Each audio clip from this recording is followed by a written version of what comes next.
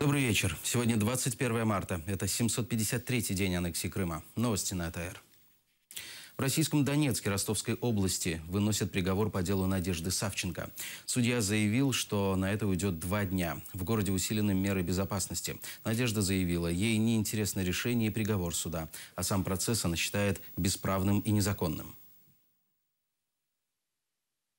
Она сказала, что она не намерена признавать этот приговор, каким бы он ни был, никак.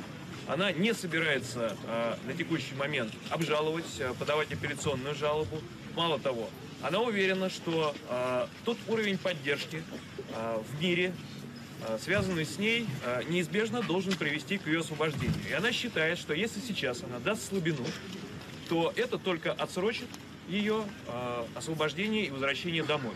Она сказала знаменитые слова из Солженицына и Шаламова: «Не верю, не боюсь, не прошу». Это вот то, что сейчас из себя представляет Надежда Савченко. Поэтому какой бы приговор российский суд не вынес сегодня или завтра, на нее он не будет иметь никакого влияния.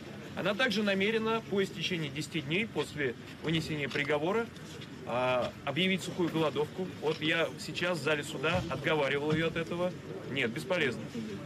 Ее цель и требования остаются прежними. Она должна быть освобождена, она должна вернуться домой. Поэтому, если у нас хотя бы будет половина стойкости, которая есть у Надежды, то я уверен, что в конечном счете мы победим. На суд к Савченко не пускают украинских правозащитников. В частности, въезд на территорию России до 2021 года запретили уполномоченному президента Украины по вопросам мирного урегулирования ситуации на Донбассе Ирине Геращенко. Она ехала в Донецк в составе группы, сформированной по прямому распоряжению президента Украины Петра Порошенко. В группе депутаты, члены ПАСЕ и других международных організацій.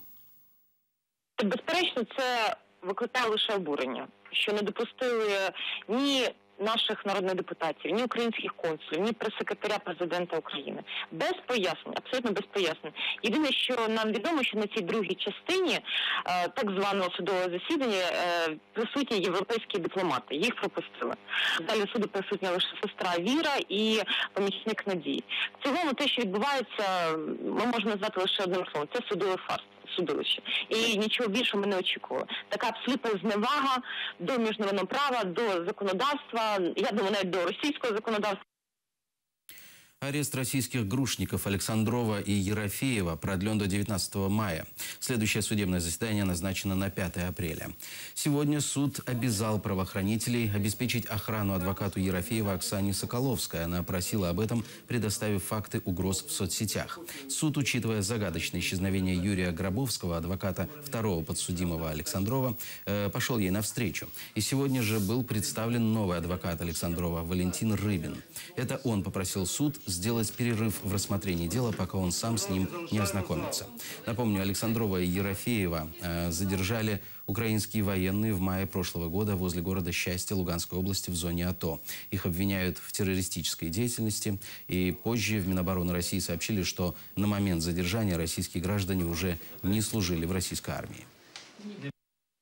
Мені потрібна охорона, але в тих межах, які будемо визначати спільно, щоб це не було втручанням в мою адвокатську діяльність, в тому числі зі сторони прокуратури, знову ж таки.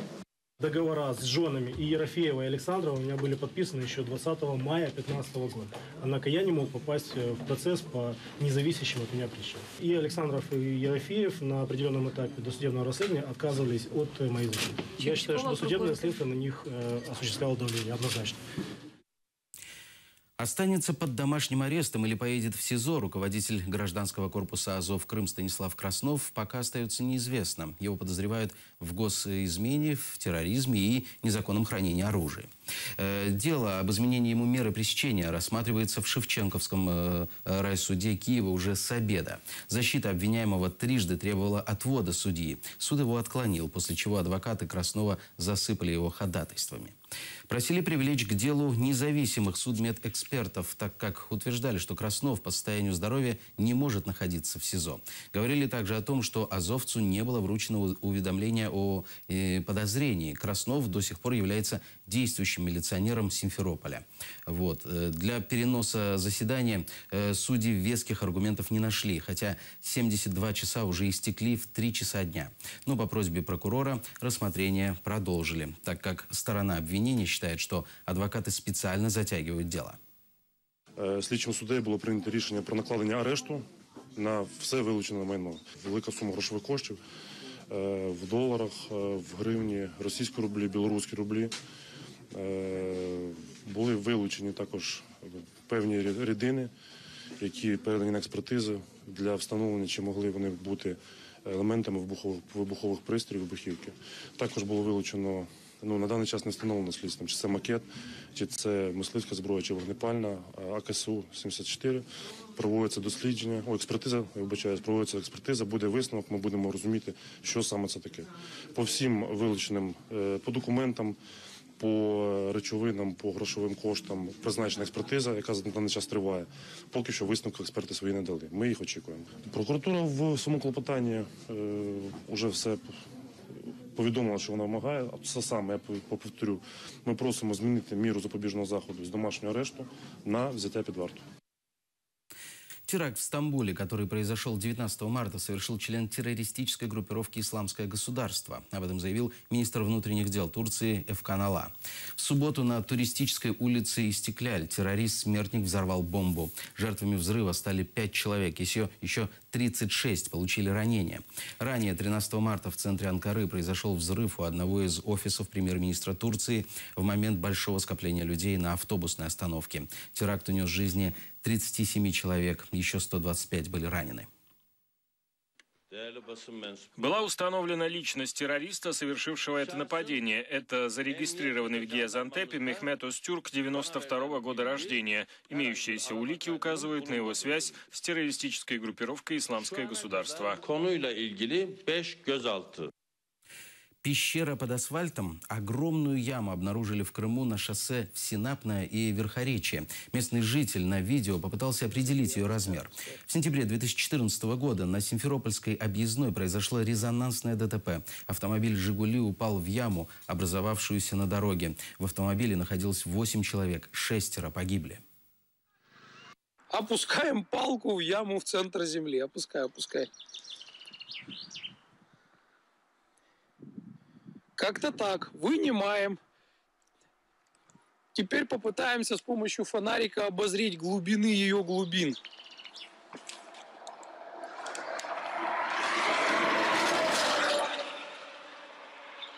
Вот такая вот замечательная ямка, которая рано или поздно превратится в то, что уже было на Симферопольской окружной. То есть там такая себе мини-пещера.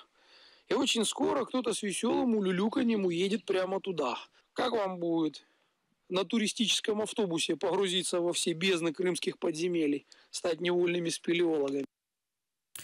Ущерб Украины от аннексии Крыма составляет более 1 триллиона гривен. Об этом на брифинге сообщил главный военный прокурор Украины Анатолий Матиос. Он отметил, что в суд направлено 27 обвинительных актов, в том числе 7 актов против граждан России. Вартість об'єктів, які були втрачені державою України внаслідок анексії півострова Крим. Попередній доведений попередніми висновками фахівців, а також експертиз, розмір збитків, завданих українській державі в результаті анексії Російською Федерацією півострову Крим, становить понад 1 трильйон гривень, виключно вартості нерухомості та інфраструктури державних підприємств без врахування територіальних втрат, а також приватної власності на території півострова. В Праге прошел митинг в поддержку крымских политзаключенных. В рамках фестиваля «Краймиан СОС» 19 марта прошел митинг «Шествие» в поддержку крымских политзаключенных и против аннексии Крыма. Московский театр ДОК сыграл спектакль «Помолвка» по материалам судебного дела над режиссером Олегом Сенцовым. Историк Гульнара Бекирова прочитала лекцию о депортации крымских татар в 1944-м. А на площади Мира в Праге состоялся митинг в поддержку крымских татар.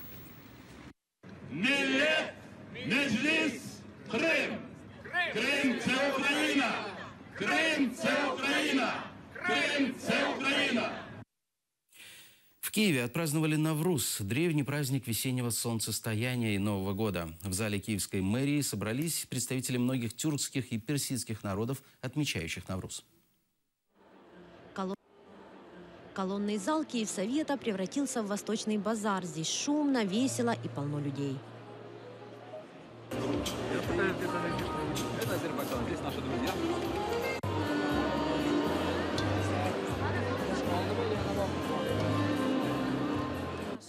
Киргизы показывают изделия из войлока, гобелены и самотканные ковры. Ими украшают дома во время празднования Навруза. Представители Киргизстана на праздник пришли в ярких национальных костюмах.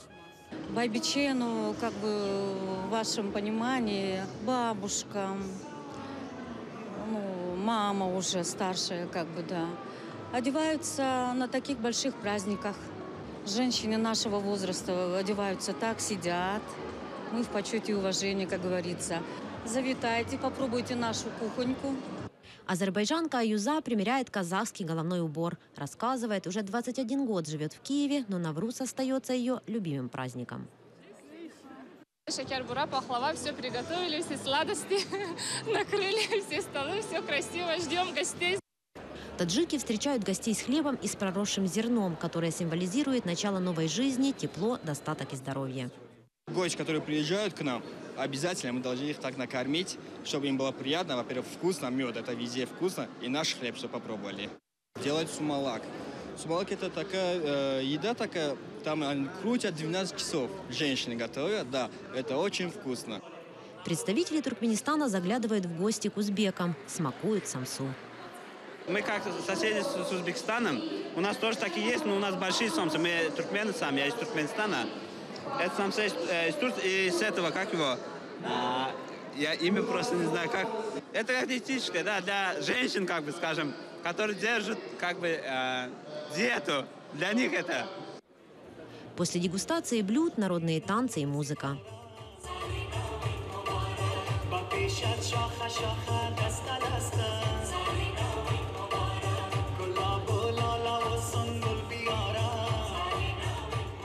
Крымско-татарский музыкант Джемиль Кариков на празднике представляет Турцию. Рассказывает, в связи с трагическими событиями в этом году Навруз турки празднуют скромно.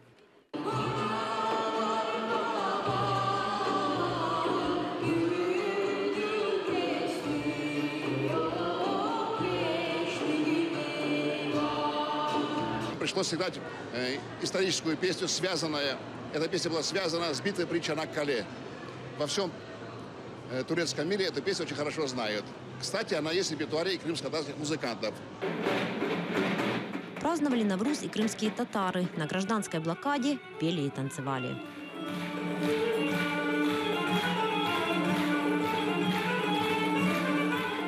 Будут у нас еще праздники, будут в еще лучшей форме проходить. И будут проходить они, конечно же, свободны от оккупации в землях, в нашем родном Крыму. В 2010 году Генеральная ассамблея ООН 21 марта был объявлен Международным днем празднования Навруз. ЮНЕСКО включила праздник в список нематериального культурного наследия человечества. Наталья Калинка, Эльдар Ситаров, Эльдар Исматов, Заман, АТР. Крымчанка завоевала медали на Кубке мира в Португалии. Украинская гимнастка Анна Ризатдинова выиграла 2 золотые и 1 серебряную медали для национальной команды. Золото за упражнения с лентой и упражнения с булавами, а серебро по общему зачету в многоборье по художественной гимнастике на этапе Кубка мира.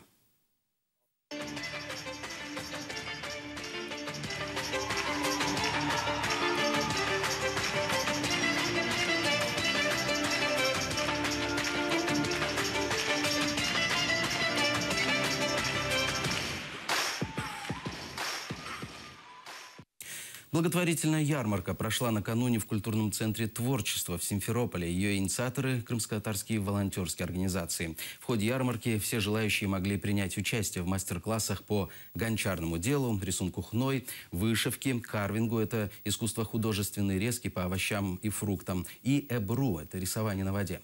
На ярмарке можно было приобрести кукол в национальных костюмах, фески, посуду, подушки, национальную атрибутику. По словам организаторов, все собранные средства будут направлены на лечение больных детей.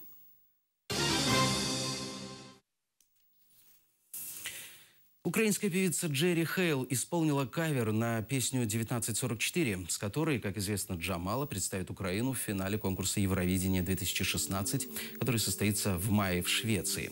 После финала национального отбора в интернете появилось несколько каверов на песню «1944». В частности, свои варианты этой композиции представили львовская группа Red Snakers, пианист Виктор Данилюк и британский уличный музыкант Дэнни Маковой. Humanity cries, you think you're gods, but everyone dies. Swallow my soul, our souls. Yes, they can my mountain. Men boyade yaşamadım.